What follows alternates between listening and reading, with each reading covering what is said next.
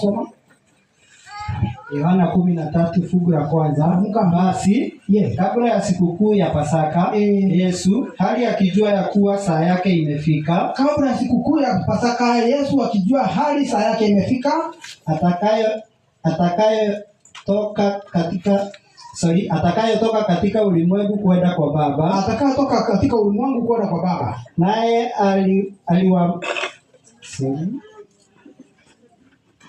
atakayotoka katika ulimwengu kwenda kwa Baba, naye amewapenda watu wake katika ulimwengu, aliwapenda upeo. Hata wakati wa chakula cha jioni, naye Ibilisi amekwisha kumtia Yuda. Katika chakula cha jioni, Ibilisi ameweza kumtia katika mmoja wa mitume wake ambaye ni Yuda, mwana wa Simoni Iskariote. Na tuombe. Mtakatifu Mungu wa mapenzi, utupendaye, tunakuja mbele zako tukiwa na Mungu wa shukrani. Hakuna jambo ambalo tunaweza kupea watoto wako, lakini unapoweza kunena na kuongea, tunasimama na tunatulia. Unanena nasi kupitia kwa Roho wako Mtakatifu. Tuelekeze, tuongoze katika Kristo tunaomba na kuamini. Hata wakati wa chakula cha jioni, naye Ibilisi amekwisha kumtia Yuda. Chini yake Yesu hali akijua ya kuwa Baba amempa vyote mikononi mwake, na ya kuwa alitoka kwa Mungu naye anakwenda kwa Mungu. Akijua ya kwamba vyote viko chini yake na alitoka kwa Mungu na anarudi kwa Mungu, aliondoka chakurani, akaweka kando mavazi yake, akatoa kitambaa, akajifunga kiunoni, kisha akatia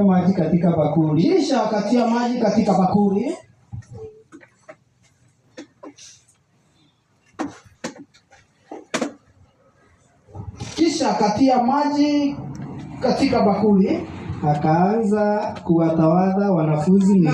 Na akafanya jinsi ambavyo tunaenda kufanya saa hizi, tunatawadha. Kwa hivyo akina mama watakuwa pale hiyo ya ndani, sisi tutakuwa pale, na tufanye kwa haraka sana, turudi hapa tuliwaambie alifanya nini hicho kingine. Asante. Yohana 13 na tukasomewa sana na tukafika mahala ambapo Yesu aliweza kutoka mezani katika chakula cha jioni na akaweza kuchukua kile kitambaa na akaweza kujifunga na akaweza kuanza kufanya kitendo cha kutawadha miguu, na akaanza kutawadha akianza kwa mtume mmoja kwenda kwa mwingine, na akaendelea kufanya jambo lile na akaendelea kuwatawadha. Na alipofika kwa mtu ambaye anaitwa Simon Petro, akamwambia hawezi kumtawadha. Na alipoweza kufika kwa Simon Petro, akaweza kumwambia haiwezekani. Na Yesu akaweza kuambia Simon Peter, kama sitoweza kukutawadha miguu, pia nawe hauna nafasi katika yale ambayo tunayafanya. Kwa hivyo katika huduma ya mbinguni yeye angekuwa na nafasi. Ndio maana yake tumetoka nje pale kutawadha miguu, kuonyesha upendo wa ndugu. Na wale ambao wanatawadha miguu ni wale ambao wameweza kuingia katika huduma nyingine ambayo inaitwa ya ubatizo. Yeyote ambaye ameweza kubatizwa sasa anatawadha miguu, na anapoweza kutawadha miguu anaingia katika kujiandaa sababu ya meza ya Bwana. Haleluya. Na leo hii tunapozidi kuangalia mambo ya Lord's Supper, tunaona ya kwamba aliweza kupea mitume wake nafasi waweze kuandaa ile meza ya Bwana vizuri, na watafute mahali ambapo wataweza kuandaa. Ndivyo hivyo tunapoweza kujiandaa sababu ya mambo haya, wale wenzetu nao wamejiandaa sababu wako na ile wanaita Good Friday mpaka Easter Monday. Hii na ile si the same. Hii ni tofauti sana na ile ambayo inaitwa hivyo. Kwa hivyo unapoenda kule usifikirie ya kwamba ile ambayo wameandaa na hii ambayo tumeandaa ni kitu kimoja. Ni vitu mbili tofauti, sababu wale wanapofanya huduma hii wanatumia kitu kama biscuit kufanya mambo ya meza ya Bwana, na wanatumia kitu kama soda, ama vitu zingine. Lakini sisi, Yesu aliweza kufundisha mitume wake jinsi ambavyo wangeweza kufanya na kutekeleza jambo hili. Na ningependa msomaji wangu aweze kunisomea katika kitabu cha Mathayo 26 mstari wake wa 26. Mathayo 26 fungu la 26. Nao walipokuwa wakila, Yesu alitoa mkate. Yesu akatoa mkate. Walipokuwa katika meza wakila, Yesu akaweza kutoa mkate. Kwa hivyo tumeweza kutawadha, na jambo hili tunaendelea kudhihirisha ama kuonyesha jinsi ambavyo liliweza kufanyika. Na vivyo hivyo walipoweza kuwa mezani, Yesu akatoa mkate. Naomba tuweze kupewa huduma ile ya usafi, sababu usafi unahitajika. Wimbo haya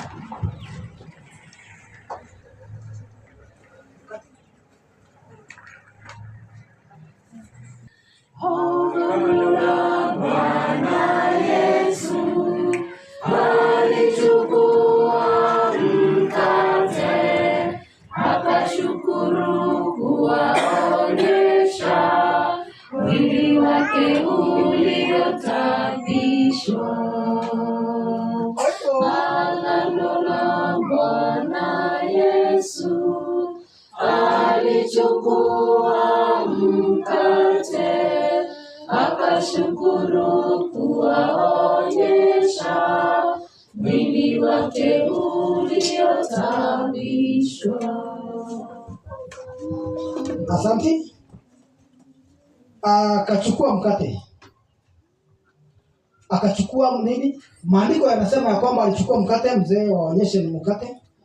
Akachukua mkate, akaubariki, akaumega. Kwa hivyo tunaubariki kabla ya kuumega.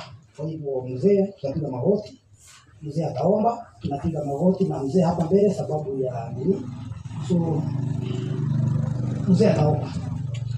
Mungu Baba, Mungu Mwenyezi, twaja mbele zako tena tunapomega huu mkate pamoja nasi, Kristo tunapoamini. Amen.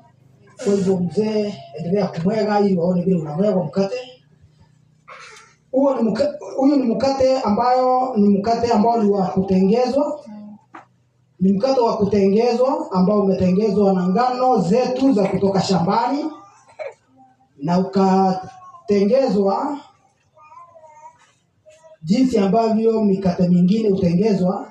Lakini mkate huu ni mkate ambao hujatiwa chachu ama kitu kile chochote kile, sababu mwili wa Yesu au kutiwa chachu au kutiwa kitu chochote ambacho kinaweza kubadilisha. Ni mwili mkamilifu, mwili mtakatifu. Kwa hivyo mkate umeweza kutolewa, na alipoweza kumaliza hivyo, mbali anasema nini? Akawapa wanafunzi wake. Alipomaliza hivyo akawapa wanafunzi wake, akasema twaeni mle, huu ndio mwili wangu. Akawapa wanafunzi wake akasema, twaeni mle, huu ndio mwili wangu. Kwa hivyo sasa nasi kama wanafunzi wake tunatoa ili tuweze kupeana mwili huu wa Yesu tunapoweza kushiriki. Na wale ambao wanashiriki mwili huu ni wale ambao wamebatizwa peke yake. Kwa hivyo ukiona hujafikiwa, unainua mkono ili tuweze kushiriki wale ambao wanastahili kushiriki. Agano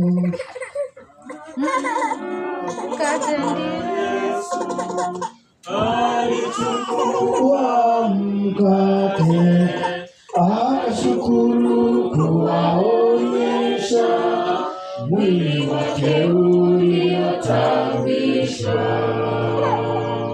Agano la Bwana Yesu alichukua mkate, akashukuru kuwaonyesha mwili wake uliotapishwa. mkate ndio mwili wake, tumkumbuke mpaka arudi tena, mpaka arudi tena, mpaka arudi tena. Mkate, tuendelea mkate, rudia. Mkate ndio mwili wake,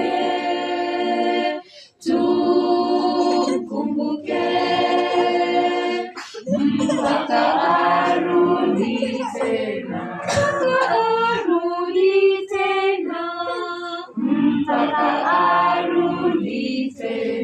mpaka arudi tena, mpaka arudi tena. Mkate ndio mwili wake,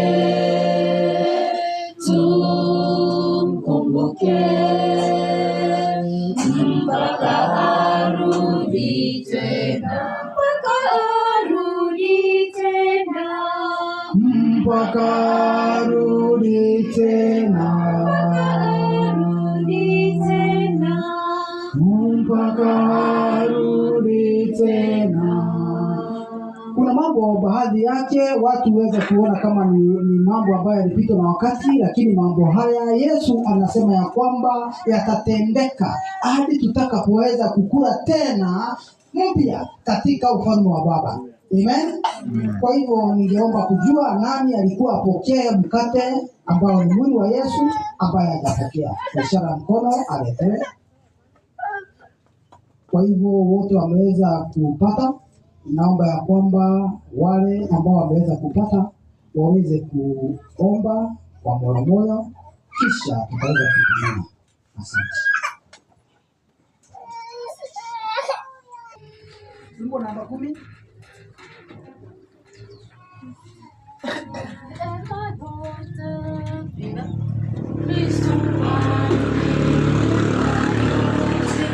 Imbisha moyo wangu, mifundisho ya baraka, inaamsha shangwe kuu.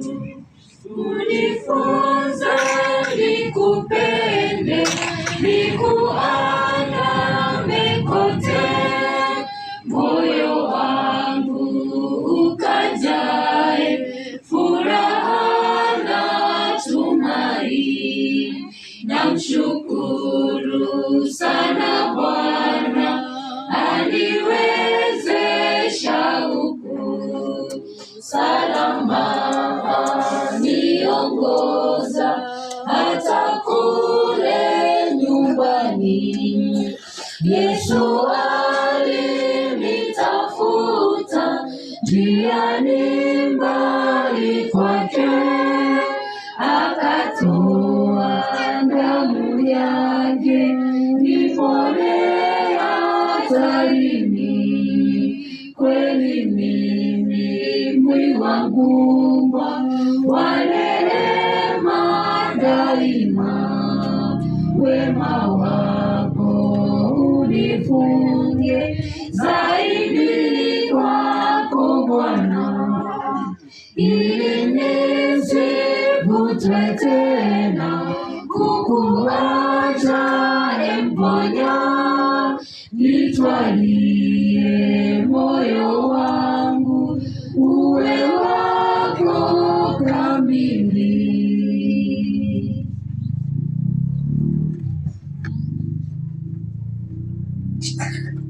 Asante, tunaendelea vizuri. Kwetu atubatizi watoto wadogo, sababu watoto wadogo Yesu alisema waje kwake na akasema wasifungiwe na akawakelea mikono. Amen. Ndio maana watoto wadogo hawezi kula mwili wa Yesu sababu hawastahili kubatizwa. Maandiko yanasema ya kwamba ni mtu yule ambaye yeye mwenyewe asikie ya kwamba anaweza, ako na hiyo ni, lakini mtoto ana uamuzi. Ndio maana unaona ya kwamba hakuna mtoto mwenye ako na ID mpaka afike miaka 10 na ngapi? Na 8. Tuko pamoja? Tunaendelea vizuri. Bwana atukuzwe. Ningependa tusomewe mstari wa 27, msomaji wangu. Akakitoa kikombe, akashukuru. Akakitoa kikombe, akashukuru. Akawapa, akisema, nyweni nyote katika hiki. Naye kwa ikasema namna gani? Kwa ikasema aje? Yesu alichukua kikombe, akashukuru, kuwaonyesha damu yake iliyomwagika. Asante kidogo. Kikombe hiki kimeweza kutoka mahali pamoja kabla tugawe, kilikuwa kimewekwa wakfu na kilikuwa mahali pamoja. Kwa hivyo alichukua kikombe, hakuchukua jagi. Lakini sasa sababu kile kiko kwa kikombe ndicho kile, mimi nitachukua ile iko hapa na tutaweza kupiga magoti na mzee tutashukuru ili kwaya ituambie alifanya namna gani. Asante. Mtakatifu Mungu wa mapenzi, hatuna budi kuja mbinguni pako tena. Kama jinsi ambavyo ulitoa ukaweza kutoa kikombe, nazi leo hii tujitoa wakfu. Na tunapoweza kutoa kikombe hiki, tuomba ya kwamba watoto wako wakaweza kukipokea, wasipokee kikiwa kikombe tu, bali waweze kuchukua ikiwa ni damu ulioweza kumwaga msalabani, sababu ya wengi waweze kupata toba na ondoleo la dhambi. Wema wako ututoshe, wanapoweza kukishiriki, ukaweza kufanya ishara na wao, ukaweza kufanya agano na wao, ili wanapoweza kwenda waweze kupiga hatua katika miezi mitatu wakiwa chini ya ulinzi wako na chini ya mabawa yako. Wema wako utusaidie, ututoshe. Roho wako Mtakatifu atuelekeze, malaika wako wawe juu yetu, katika Kristo tumeomba na kuamini. Amen. Kwa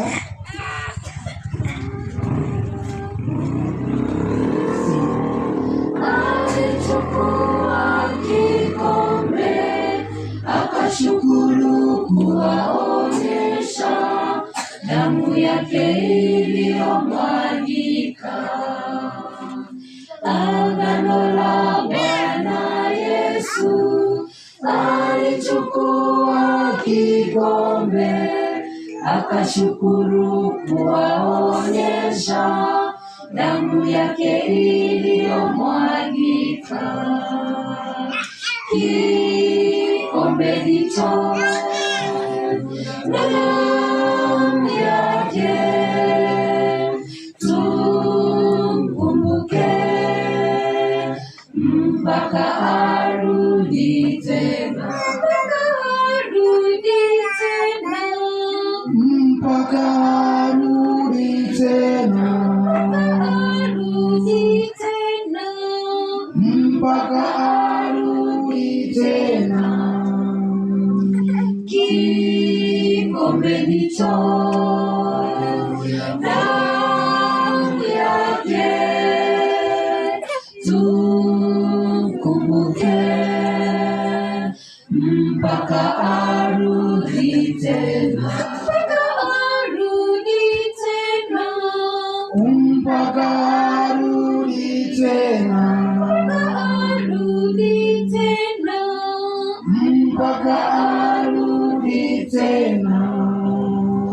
Ningependa kusema ya kwamba damu yake inafananishwa, ama kikombe hiki ambacho kiko mbele zetu kinafananishwa na damu yake. Kumbuka kikombe hiki ama kikombe hiki ambacho kimetengezwa ni katika misabibu.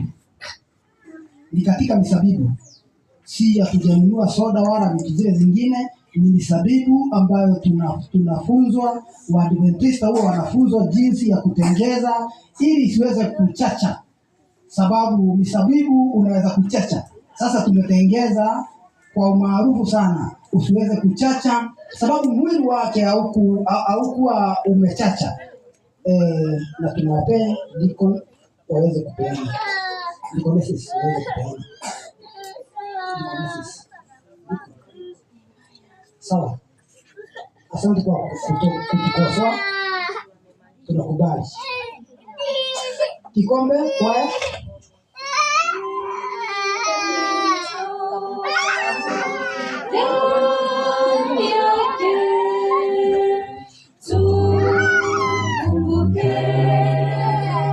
Mpaka arudi tena. Mpaka arudi tena. Mpaka arudi tena. Kikombe hicho damu yake tukumbuke mpaka arudi tena. Mpaka arudi tena. Mpaka arudi tena. Mpaka arudi tena. Mpaka arudi tena. Anapoendelea ningeomba nisomewa na msomaji mmoja katika kitabu cha Matthew 26 verse 28 na nisomee verse 29. Ningependa nisomewe na msomaji mmoja apewe kipasa asome. Nisomee tafadhali. Kwa maana hii ndio damu yangu. Anasema kwamba kwa maana hii ndio damu yangu ya agano imwagikayo kwa ajili ya wengi. Imwagikayo kwa ajili ya wengi. Kwa kuondoleo la dhambi. Kwa ondoleo la dhambi. Soma vizuri. 29. Lakini nawaambieni sitakunywa kabisa tangu sasa. Katika kikombe hiki sitakunywa kabisa tangu sasa. Uzao huu wa mzabibu. Uzao huu wa mzabibu. Huu ni uzao wa mzabibu. Hata siku ile mtakapokunywa mpya. Hata siku ile mtakavyokunywa mpya pamoja nanyi katika ufalme wa Baba yangu. Katika ufalme wa Baba yangu. Amen. Kwa hivyo Yesu aliahidi wanafunzi wake atakunywa tena mzao wa mzabibu hadi atakapoweza kunywa na nyinyi mkiwa mmekombolewa katika meza ya Baba. Amen. Amen.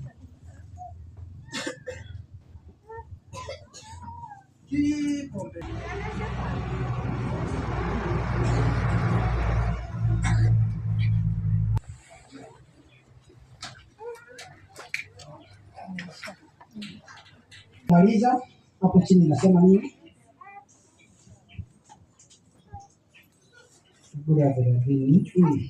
Nao walipokwisha kuiba kama jinsi ambavyo tumefanya, wakatoka nje kwenda mlima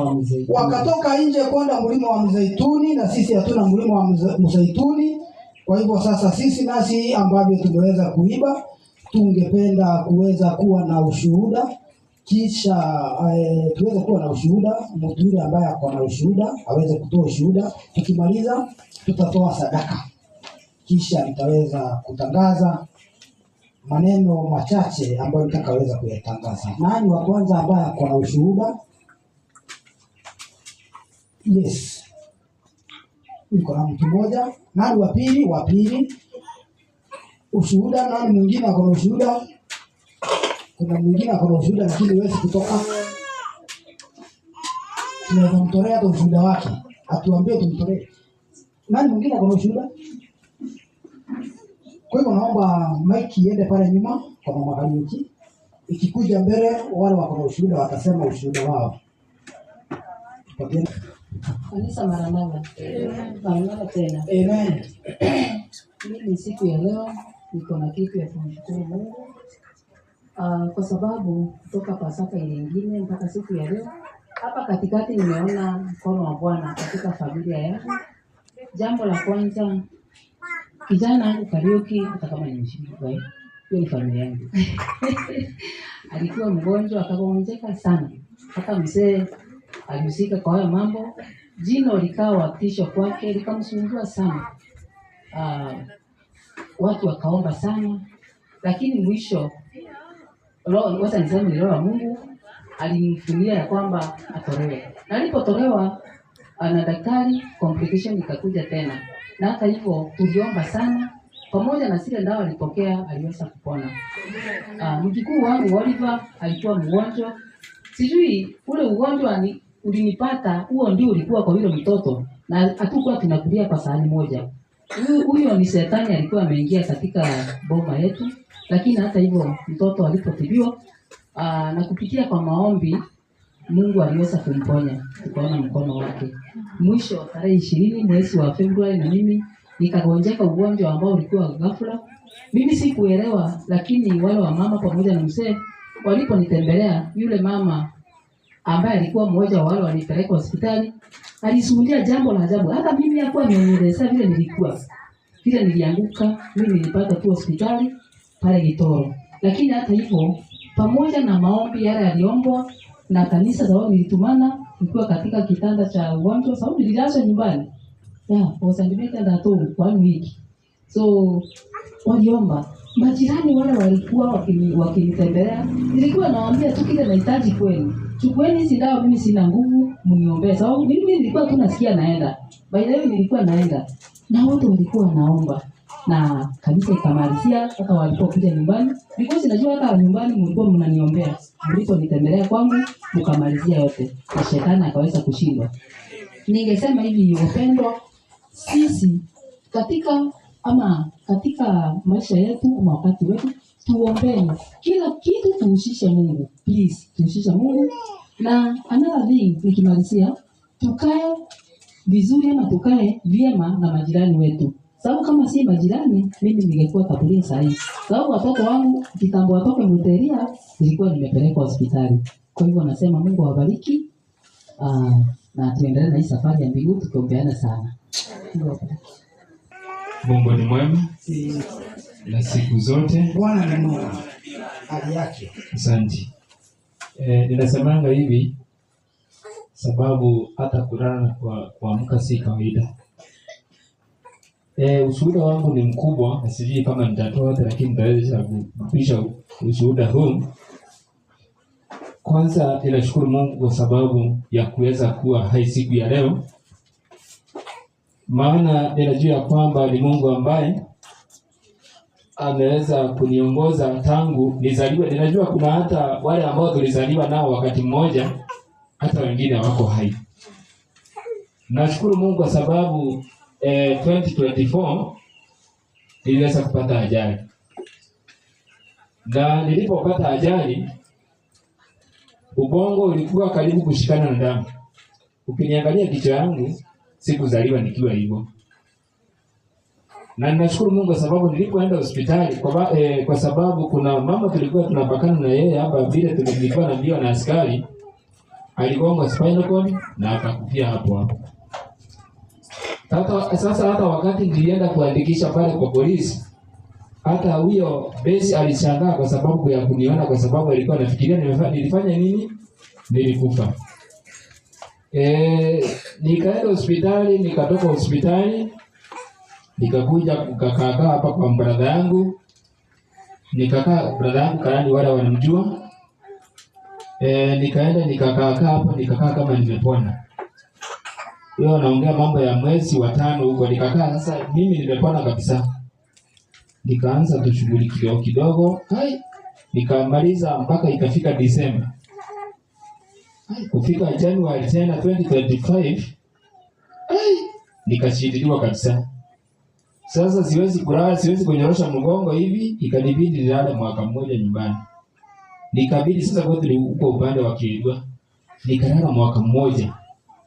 Na hiyo kulala huko nyumbani mwaka mmoja, nilikuwa nakunywa penikila kutoka nilikunywa asubuhi saa 7 na jioni ili niweze kufanya nini? Kulala. Nashukuru Mungu sababu mpaka wa leo hata ingawa nimeweza kukaa mwaka mmoja, nimeweza kukuja hii mwezi tarehe 13 mwezi huu. Kutoka January last year ndio niliweza kutokelezea huku. Nashukuru Mungu sababu ameweza kuniongoza, na zaidi ya hayo nikaacha hizo penikila nilikuwa nazitumia, kwa sababu ninajua kwamba kutumia dawa si chakula. Na ninashukuru Mungu kwa sababu sikuwa nafanya kazi, lakini nilikuwa napata hiyo dawa moja ilikuwa inatoka 60 shillings. Kwa hiyo nilikuwa natumia kando na chakula 180 shillings. Na sikuwa nafanya kazi. Na nashukuru Mungu kwa sababu nilikuwa napata hizo dawa, na sasa niko hata kama sikuwa nasikia vile nilikuwa nasikia, kwa sababu nilibidi hata wakati nisiwe hata kutembea hakuna kutembea. Kwa sababu nilikuwa natembea tu kidogo hivi na siko na kishungushungu na keti chini tena. Lakini nashukuru Mungu kwa sababu ameweza kuniongoza na nikaweza kuwa hai mpaka wakati wa leo. Jambo lingine ambalo nilikuwa nataka kusema, nitashukuru Mungu wangu kwa sababu ameweza kuniongoza. Zaidi ya hayo, kuna jambo ambalo ameweza kunitendea katika mwezi huu. Wacha niseme ni kuanzia tarehe 1 mwezi huu. Jambo ambalo sio la kawaida. Jambo ambalo sijawahi tendewa tangu nizaliwe. Na ninashukuru Mungu wangu kwa sababu ya hayo mambo ambayo ameweza kunitendea, kwa sababu Mungu wetu naamini ya kwamba anafanyanga maajabu ambayo mwanadamu hawezi kufanya nini?